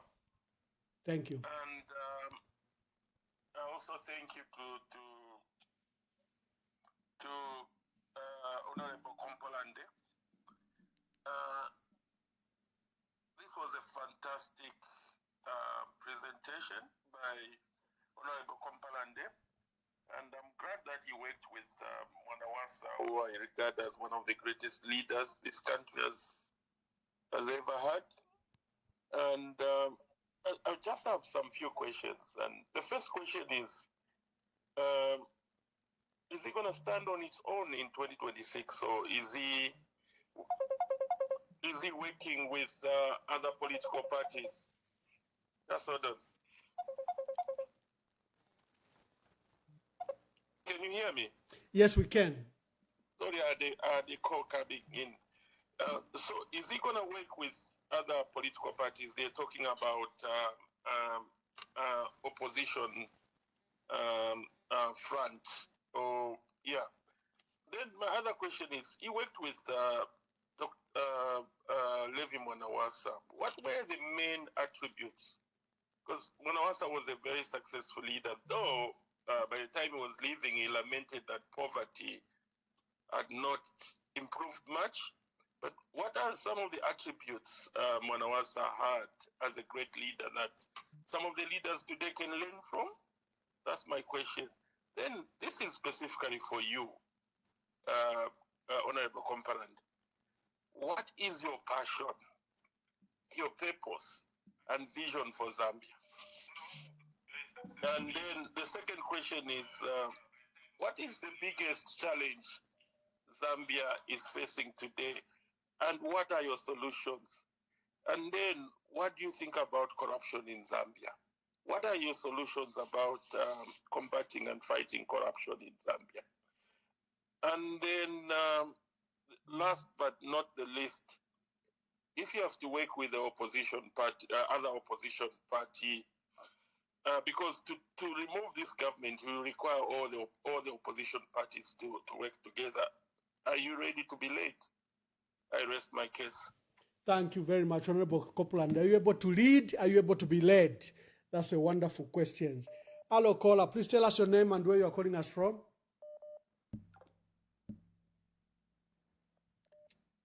Hello, caller. Ambassador. Yes. Yes, my contribution is I think we much to hear what Kopulande was saying, but my suggestion is that in the next discussion that we shall have, we start looking at strategies now to see how we move on into ensuring that we move this government from power. So I want to start focusing on that because we have had a lot of discussions on their failures and other things. But now I think we need to move into what strategies we need to employ. Thank you very much. Thank you very much. The caller is asking, Honorable Sebastian Kopulande, that you provided good answers, but he says we probably need to move to the debate on how do we ensure that first we remove this government. Another caller. Yes, caller, please tell us your name and where you're calling us from. Good evening, Ambassador. Good evening. This is Mkonge calling from East London. Ambassador, lero mbako nimumpele kwa kashitanje she kulondoro kwa experience ya design na live sharp question palasti. Na likwete kwa shuko ili ya kubombako na ba nimba. Abalista sa privatizer for almost 4 years. So kwale bati fertilizer twaliambo kupokerera mu April almost more depots, but ama big depots na tayari liko kupokerera fertilizer.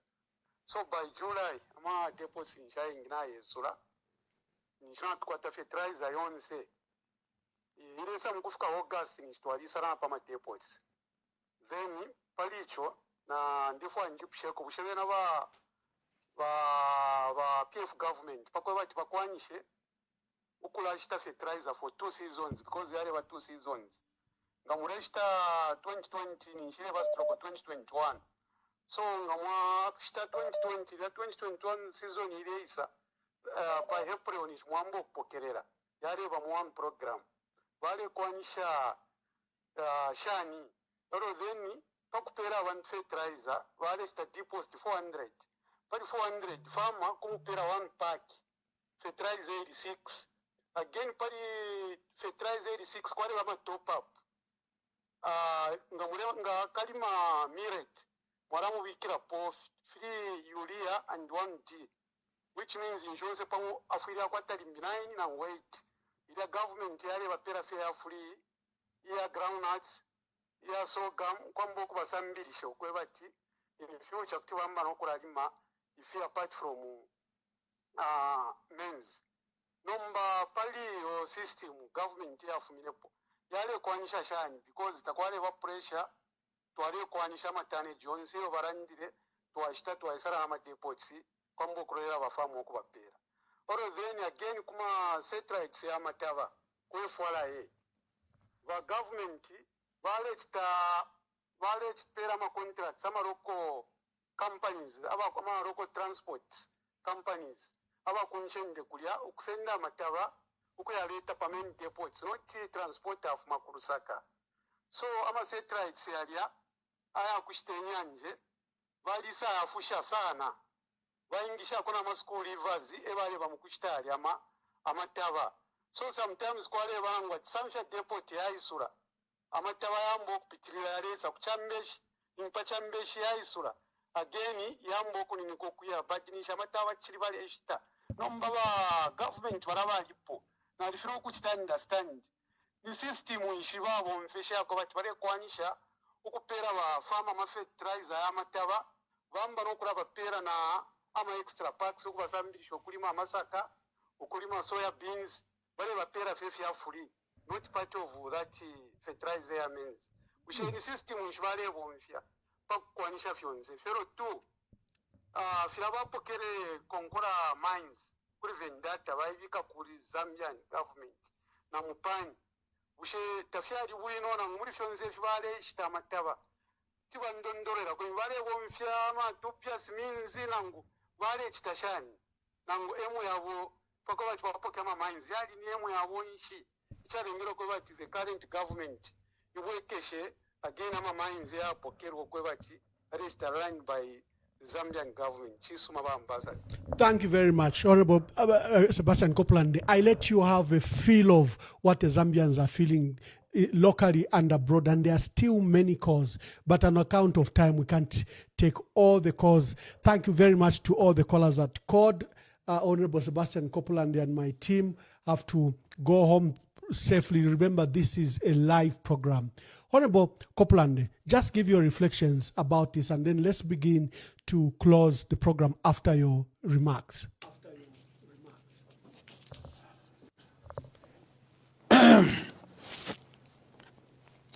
Ambassador, one critical point that I did not touch, which has come from the questions, I think it came right from the first question from Patricia in Germany, who raised the issue on economic empowerment. Allow me just a little time to touch on that and what needs to be done to ensure that Zambians become partakers of the economic life of their own country. You cannot run a foreign economy in your country. This is what we have today. And for a long time, the Zambian economy has been dominated by foreign interests, the foreign elites and some local elites, leaving out ordinary Zambian citizens, especially the youth, women, rural populations, all of who are simply bystanders watching from a distance and simply picking up crumbs falling from the tables of the master, who is the foreigner. I am not saying, Ambassador, that foreign participation in the economy is bad. Far from it. What I'm saying is that while foreign participation is good and is welcome, it should not be, and it should never be, at the expense of Zambian interests. It should not be to the detriment of the owners of the resources to who God gave. Hence, with foreign participation, we need Zambian economic emancipation.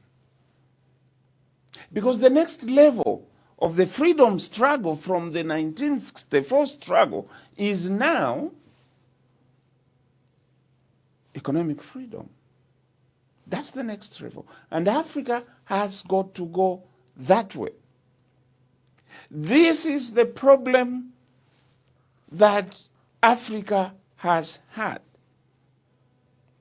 We have had a leadership in Africa that has been content with what they get behind closed doors at the expense of their indigenous populations. Tell me, how do you explain that a continent that is best endowed with natural resources, a continent that is literally the biblical Garden of Eden, must have the poorest people? Something is not making sense. The gold is here. But England has got more gold reserves than the whole of Africa put together. And England does not have one gold mine.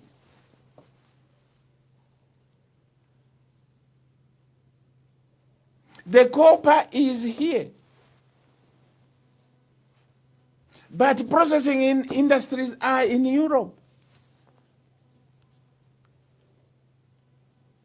The cocoa is here on the continent.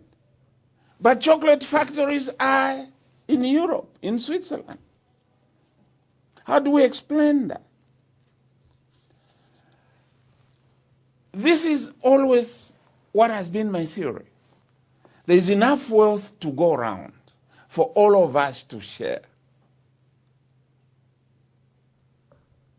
But this sharing must be on the basis of the partnership of equals, not a partnership of horse and rider. God gave us these minerals, and we must employ these minerals, the wealth that we draw out of these minerals, to benefit our people.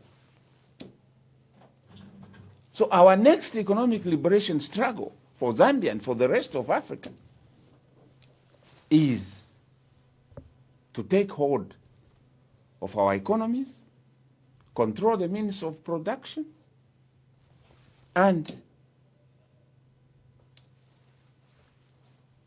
get our people involved. So for this, you need a serious economic empowerment policy framework that must promote broad-based citizen ownership in all key economic sectors. An empowerment policy that promotes women, youth, and persons with disabilities. There must be an empowerment policy that will reverse capital flight by encouraging local wealth retention. This policy must drive entrepreneurship, innovation, and self-reliance amongst the people. We must kill inequality. We must fight poverty and cut the umbilical cord of our historical external economic dependence. For Zambia, the first thing that I would do is to transform the Citizen Economic Empowerment Authority, to transform the Citizen Economic Empowerment Commission into a Citizen Economic Empowerment Authority. By the way, I established the Citizen Economic Empowerment Commission is my brainchild. I established it. I've realized it is not sufficient. What I foresaw then is different. So I'll transform it into a Citizen Economic Empowerment Authority with all the powers now to take responsibility of financing empowerment, to develop policy, to undertake capacity building for Zambian entrepreneurs, to help market development, to push infrastructure support, to incubate new enterprises by Zambians, and to build innovation hubs for Zambian entrepreneurs, women and youth. Under the SME bank, there should be an enterprise fund, an empowerment fund that will go specifically to support new ventures by Zambian citizens. We must look at implementing serious preferential procurement and laws that have to do with local content. And for this, I'm not ashamed. I propose that we must have business reservations. Certain sectors must be owned, be undertaken by citizens. If you go to Botswana, about 40% of the business sectors are reserved for the Swanas.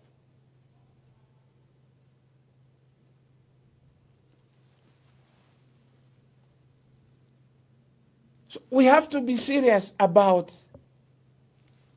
economic empowerment. Very, very serious, because without it, we shall remain in perpetual poverty, we shall remain in perpetual servitude to the owners of capital.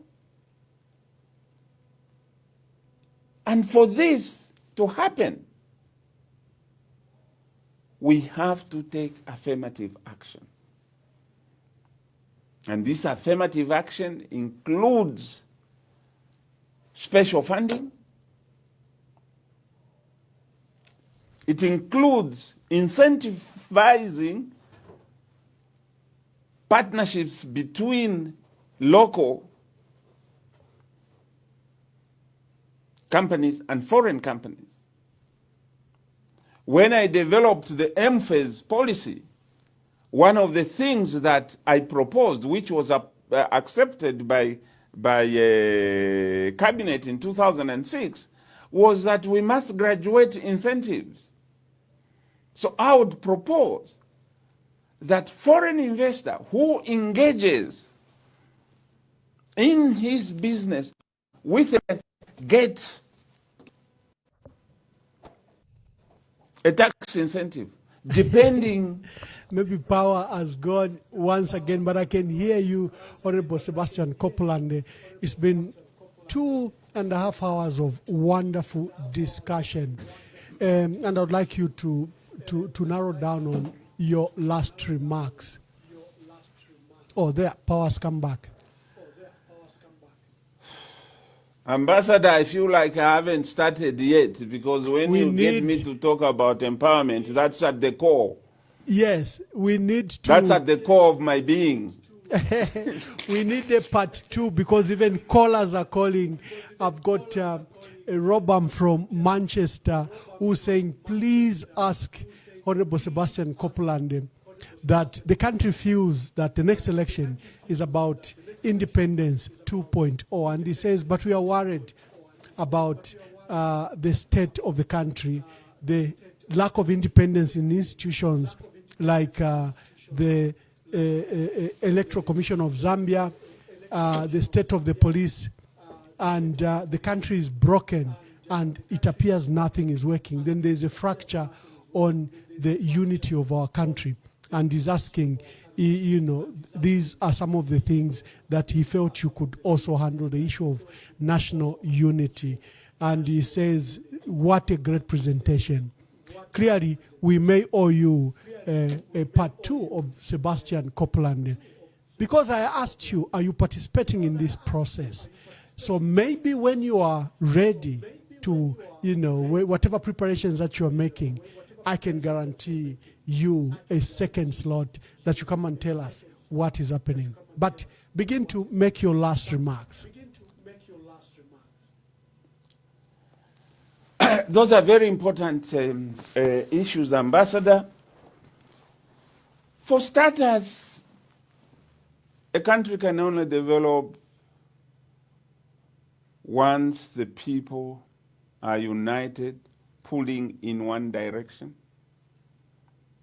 A country will develop once the people have reached a very clear understanding as to how they will govern themselves. In 1991, you remember, Ambassador Mwamba was there. We agreed that we are moving away from the one-party dictatorship into a multi-party democratic system of governance. That's what we agreed. And we were resolved on that. And I can give you an example. At the extent to which we were reserved, President Chiluba was elected with an 85% margin in 1991, or 75% margin in 1991. He came on a highly popular platform. But wait a minute. 10 years later, he had misread his popularity. He wanted to stay further. Zambian people said, sorry, sir, that was not the deal. The deal was 2 terms. So, don't try and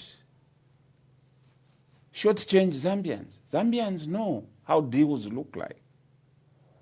We said we were running a multi-party system of government, which means there is freedom of expression, freedom of association in political parties, there is free speech, free movement, free.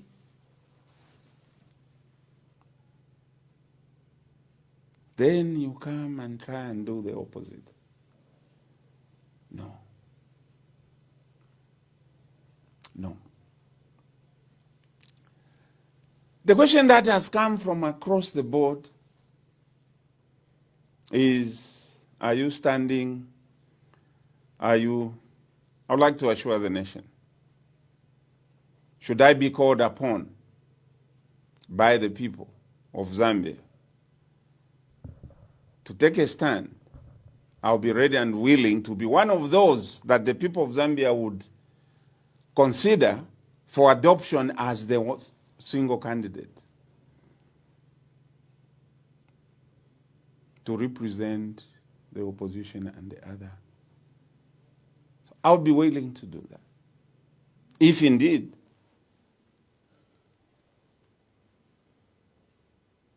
such exists. Because if we don't take responsibility and put that's our a very hand, important question. Honorable Kopulande, that's a very important question that came, and I'm glad you are partly answering it. One caller asked you, are you willing to lead the opposition? And are you willing to be led?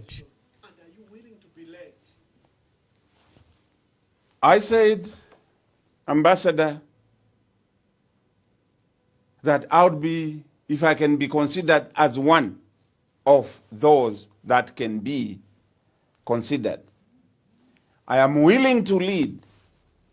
In a democracy, only one gets taken. And if you are not taken, then you should agree to be led. But what is critical for the Zambian people to know, to understand very clearly, is that it is not simply a question of wanting to be the leader. It's not a question of wanting simply to be president. What are you bringing to the table? What are you bringing to the table? Where have you been? How have you demonstrated in the past that you are ready to sacrifice your personal interests, your personal benefits for the sake of the people of this republic? This is the question. So Zambians must be able to examine whoever is putting their hands up to see if indeed those hands are safe. If Zambians have questions about any of the hands that are going up, then Zambians must be able to look elsewhere, because we don't want to get, again,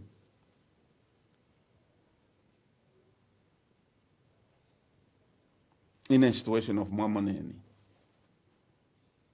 as Honorable Kambwiri would put it. Mukaisanga muli Mwamoneni. Look at what we have done. Mwamoneni. Start asking, how did we get here? So it is important that Zambians pay particular attention to this question, that it is not the leader who promises the most who is the one to take them to the promised land.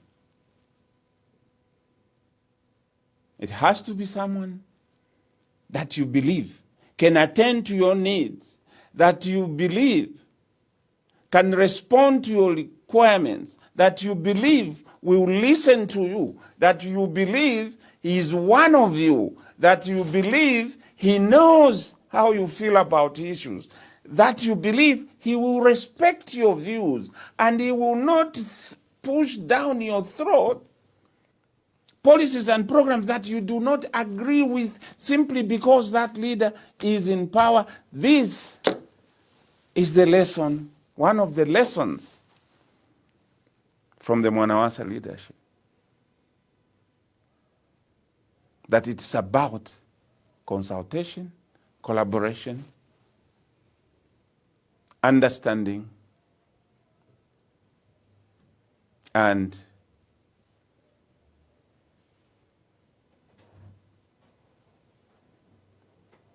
implementing that which the people put you in office for.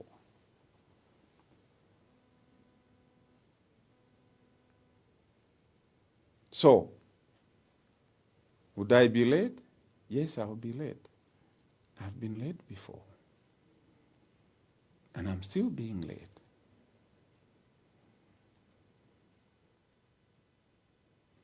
So for me, while these issues are very important, opposition unity is very important for us to make sure that this time around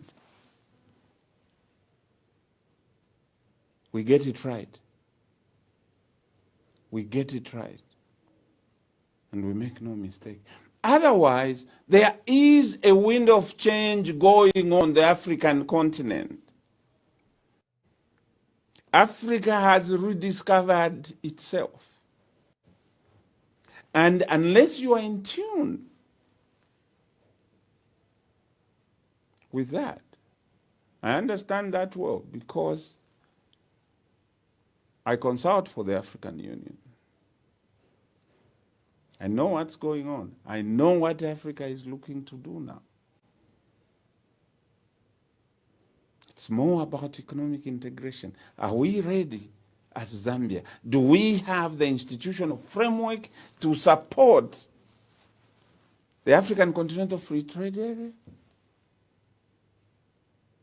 Are we prepared? Do we have the productive capacity to take advantage of the continental market? Because the market pays the one who brings merchandise there to sell. Do we have the merchandise? Or do we still only have copper? If we only have copper, we cannot sell anywhere in Africa. No, wonderful, wonderful answer, Honorable Kopulande. So when you firm up the decisions, whether you join, you'll be still in the PF, whether there will be a new vehicle that you'll be participating in, or whether you form a political party and you want to be part of the opposition and Opposition United Front, I think you have a slot available for you. This was an interesting challenge and interesting debate. We overcame hurdles and challenges such as power cuts and power failure, because this is the environment we are now operating in. And Honorable Sebastian Kopulande, I'd like to thank you for making and for sacrificing your time for coming to this wonderful program and for bringing insights. And thank you very much for that wonderful speech you gave at the memorial for the late President, Zambia's State President Levi Patrick Mwanawasa and his dear wife, Mama Maureen Mwanawasa. That was like a window of what leadership and what leaders Zambia needs. So thank you very much for that. And you have a second date on this program. So unless you have something to say, let me thank you, but you can offer your last words. Ambassador, thank you so very much for giving me an opportunity to speak to you, speak to the nation about very important issues of development, very important issues to do with the future, with our nationhood. We still have a lot of questions to ask ourselves. Are we governing ourselves the best way that we could possibly be governing ourselves? Are we benefiting sufficiently from the resources that God gave us?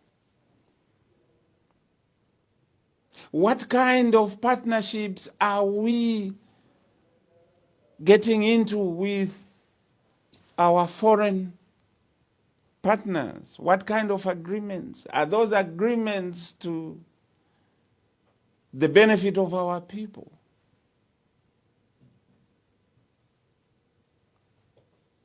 These are the questions that we must ask. And we must look ourselves direct in the mirror and get the correct reflection and do the necessary things that must be done to get it right. This time, fellow Zambians, we cannot make a mistake. We are in a situation like a hunter who has one rifle and one bullet. You get your target, or your target gets you. So, let's get it right. Let's get on the right policy platform, on the right policy direction, so that we can change our fortunes. We cannot afford to continue in abject poverty. May God bless the Republic. May God bless the people of Zambia. I thank you for your time, and shalom. Thank you very wonderful, much. Wonderful. Dear viewers, we are hosting Dr. Sebastian Kopulande, the former MP for Chembe constituency in Luapula. He's been a national leader for a long time on our political platform. He served as special assistant to the president, the third president, Levi Patrick Mwanawasa, and is currently president of an investment and trade forum. And he's here on a journey to participate and contribute to the opposition on the opposition front. In whatever form, he will be returning to come and inform us. Tomorrow, we host Brebna Changala, civil society leader, is going to speak about the state of governance of our country and the concerns. So we have Brebna Changala tomorrow. On Thursday, we have our dear brother Andiford Banda. His party is holding a national conference, and they are selecting its leadership. And he says he has surprises for us for the leadership that they are electing. So tomorrow we have Brebna Changala. On Thursday we have Andiford Banda. Then we have another set of leaders coming up next week, including Mr. Sebastian Kopulande when he's ready to come. So God bless you. God bless our country. Shalom, shalom. This is a blessed country, and we shall achieve, we shall succeed. See you tomorrow. On the citizenry, about empathy, not indifference or callous disregard of the people's cries, challenges, feelings, and fears. We all recall the contents of President Mwanawasa's letter that was later known as the letter from the grave that was read to the nation after his burial as he had willed. That was a moving testament of his grieving for Zambia and his personal commitment for the well-being of each and every citizen of the Republic. Levi taught me the enduring lesson that leadership in government is about developing a thick skin capable of absorbing political spears, bullets, and punches. Not about naming enemies, for there is no enmity in politics, but differences of opinion. Many of us here recall the differences between Levi and his political archrival, Michael Sata. Although he was a lawyer of exemplary caliber and repute, President Mwanawasa showed that leadership in government was not only about legality, it was more about morality, and more often than not, a combination of the two. May I, at this point, give special thanks to President Hakainde Hichilema for having given mercy to Mr. GBM, who in prison was suffering.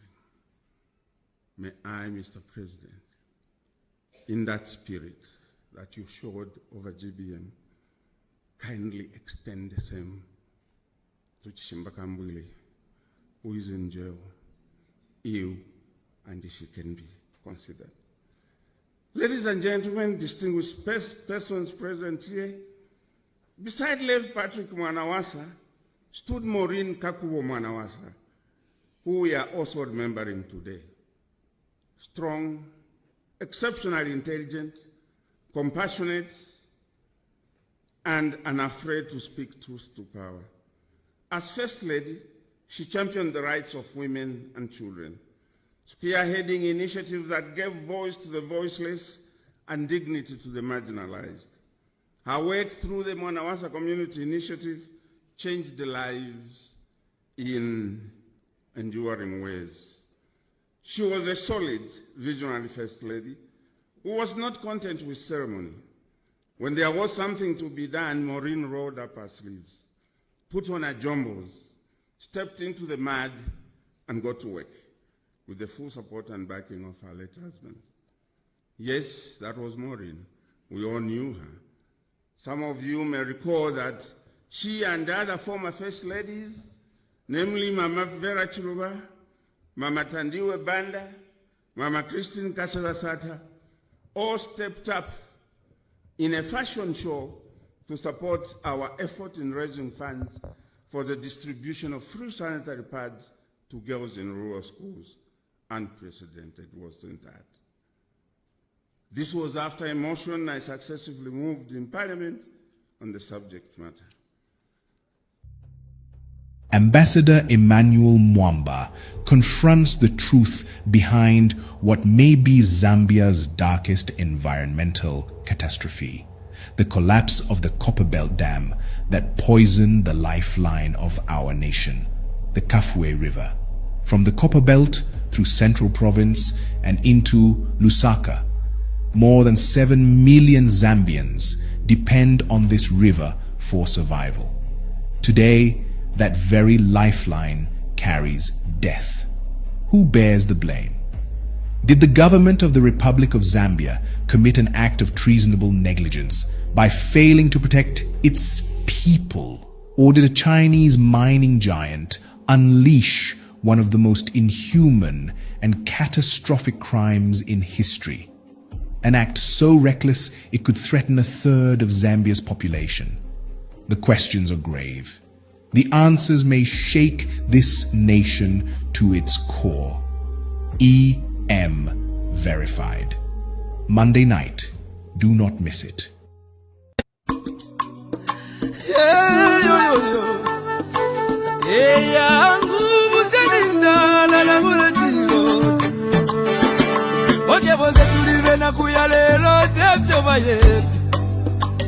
Amitapendwa ya vintu ifisume vyote kula kuibukisha kana tepotimo wimbo wa temenu wa katongi abazunga batita katongi na kula kuibukisha kateka na ibukubu na kapona neseko siove pamenso yangu ama umemaya iyaba ume iyaba ume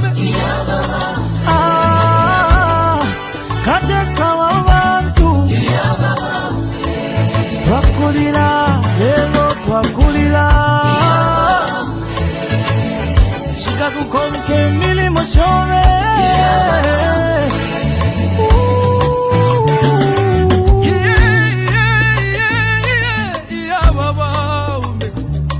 ale filamba yena minta pengoshile eti kumemo kulondolole abale lilo wingi iseko wingi mwakwete isaso wingi mwakwete mwaya mwende wino tata